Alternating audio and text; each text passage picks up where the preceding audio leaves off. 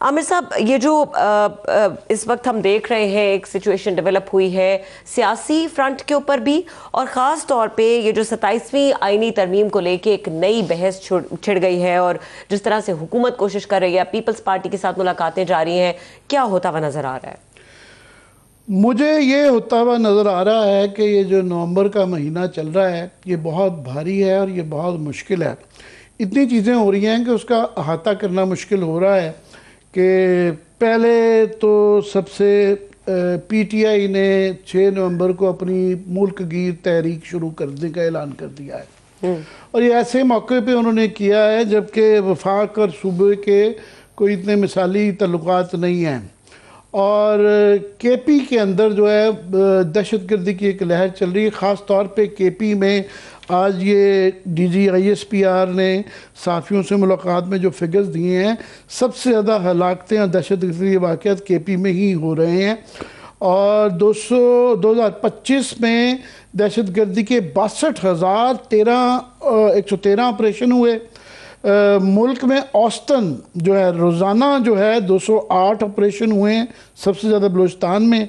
और इस साल जो है 4373 वाक़यात में 1667 दहशतगर्द हलाक हुए पड़े ना फिगर। और मजमूई तौर पर 1073 अफराद शहीद हुए, जिनमें से 584 आर्मी जवान शामिल हैं।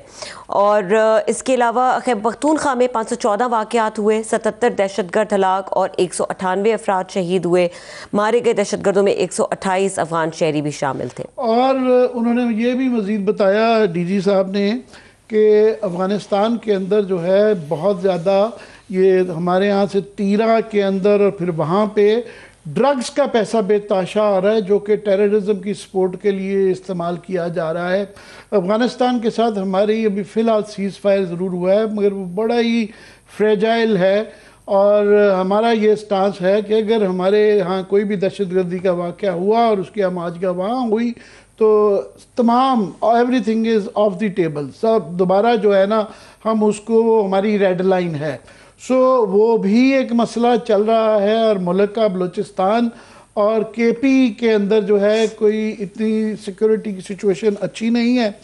और इसके अलावा इंडिया के बॉर्डर के साथ भी जो है वो वहाँ पे इलेक्शन बिहार के चल रहे हैं, रोज़ तरह का कोई उनका बड़ा खौफनाक किस्म का बयान आता है, और वो भी वहाँ पे भी ख़तरा रहता है।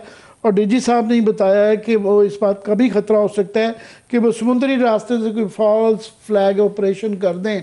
और इस वक्त सर क्रीक के अंदर जो है ना हमारी एक टेंशन चल रही है। हमने दावा किया है कि हमने माही गिर जो है जासूसी कर रहे थे वो भी पकड़ के दिए हुए हैं। और इस वक्त गाज़ा के अंदर भी हमारे ऊपर ये सवाल लटक रहा है कि हमने वहाँ फौज भेजनी है नहीं भेजनी। उसके ऊपर गवर्नमेंट की तरफ से बड़े कन्फ्यूजिंग किस्म के मैसेजिंग्स आ रहे हैं। और मुल्क की सूरत हाल सिक्योरिटी की तो है ही है, महंगाई की ये है कि पिछले 2-3 दिन में हमने हुकूमत ने जो ऐलान किया है कि पेट्रोल की कीमत भी बढ़ी है, उसके बाद गैस की बढ़ाने जा रहे हैं, बिजली की कीमत बढ़ने जा रही है। और फसलों की कोई अच्छी रिपोर्ट्स नहीं आई हैं। हालिया सैलाब के बाद से कपास जो है 34% चली गई है कम, राइस एक्सपोर्ट्स 5% नीचे हैं, और तमाम ये जनास की जो हैं वो कोई अच्छी रिपोर्ट्स नहीं आ रही। और अभी आज शाम में तमाम काबीना के इम्पोर्टेंट वज़रा ने एक बहुत धुआंधार वो प्रेस कॉन्फ्रेंस की, और उसमें मैं सुन रहा था औरंगज़ेब साहब वो ये दावा कर रहे थे कि जी जो रेटिंग एजेंसीज़ हैं दुनिया की वो भी इम्प्रेस हो गई हैं हमारी परफॉर्मेंस से। वो इतनी इम्प्रेस हुई हैं कि ये आज का मेरे सामने फिगर पड़ा हुआ है कि जो FDI फॉरेन डायरेक्ट इन्वेस्टमेंट जो होती है, सरमायाकारी जो पाकिस्तान में है, वो हमारा बहुत बड़ा क्राइसिस है कि रेटिंग एजेंसियों की तमाम उनके बकौल अच्छी फीलिंग्स के बावजूद जो है -64 मिलियन का फिगर आ गया है इस क्वार्टर का। जुलाई से सितंबर के अंदर जो है वो पिछले साल तकरीबन $1 बिलियन का सरमायाकारी आ गई थी। रोज़ हमें बताया जाता है फलाने मुल्क से, दोस्त मुल्क से बात हो गई है, MOU साइन हो रहे हैं, और लंबी चौड़ी जो है उसकी तशहीर की जाती है। सूरत हाल ये है कि -64 मिलियन की इस क्वार्टर की FDI है कि मुल्क के जब आपकी अपनी सरमायाकारी नहीं होगी तो बाहर का कोई यहाँ पे क्यों सरमायाकारी करेगा। अभी ये मामला चल रहे हैं। इसी दौरान में बिलावल भुट्टो साहब ने एक बहुत बड़ा बम फोड़ दिया है कि जी हम 27वीं तरमीम लेके आ रहे हैं।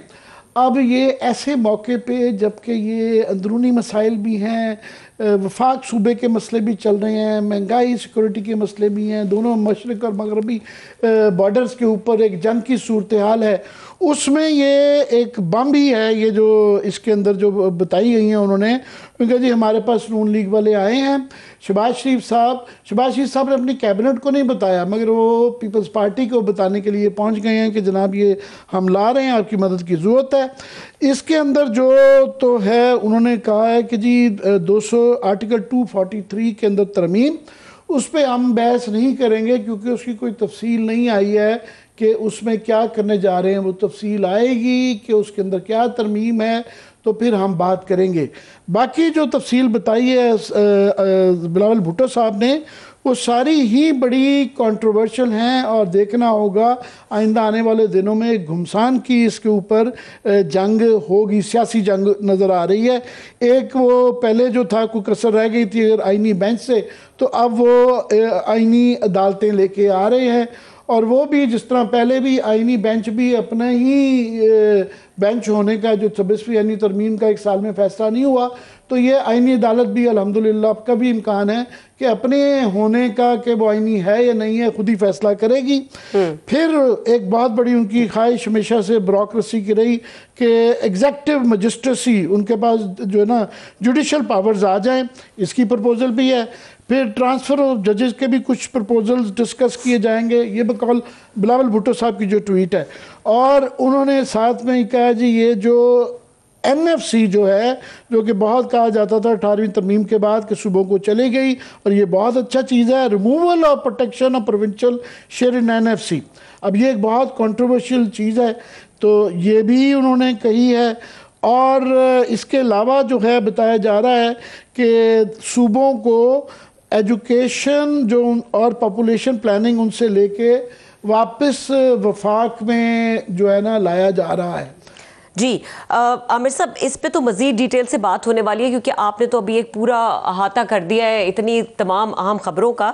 हमारे साथ मौजूद है इस वक्त दानियाल अजीज़ चौधरी, साबिक फ़ाकी वज़ीर हैं, उनको भी शामिल गुफ्तगू करते हैं और उनसे भी कमेंट लेते हैं। अस्सलाम वालेकुम जी। दानियाल साहब को वैसे हमेशा बहुत मेहरबानी करते हैं, हमारे लिए वक्त निकालते हैं, मगर आज मैं ख़ास तौर पर इसलिए कर रहा था, इनको मदऊ करना चाह रहा था कि इन्होंने बड़ी इनकी स्ट्रगल रही हुई है, ये तमाम जो डेवोल्यूशन के प्लान के ऊपर ये उसके इंचार्ज रहे हुए हैं। तो बारी बारी दानियाल साहब आपसे पूछते हैं कि ये जो अब बताया जा रहा है कि जुडिशल मजिस्ट्रेसी रिस्टोर करने जा रहे हैं, कि डिप्टी कमिश्नर बहादुर जो है उसको दोबारा फिर वो कॉलोनियल पावर्स मिलने जा रही हैं। जी बिल्कुल, कोशिश तो यही की जा रही है, लेकिन इसमें बहुत सारे मसले मसाइल हैं। एक तो ये है कि आइन की बजाते खुद अमेंडमेंट जो है इस तरह की पार्लियामेंट से, जो कि ऑब्वियसली हर तरीके से कंट्रोवर्शियल है, और ख़ास तौर पे जब जो 60 दिन दिए गए थे इलेक्शन कमीशन में कंप्लेंट्स के और 90 दिन दिए गए थे इलेक्शन ट्रिब्यूनल्स को इलेक्शन डिस्प्यूट्स को सेटल करने के लिए, तो उनमें से एक भी डिस्प्यूट जो है वो अभी तक सेटल नहीं हुआ है।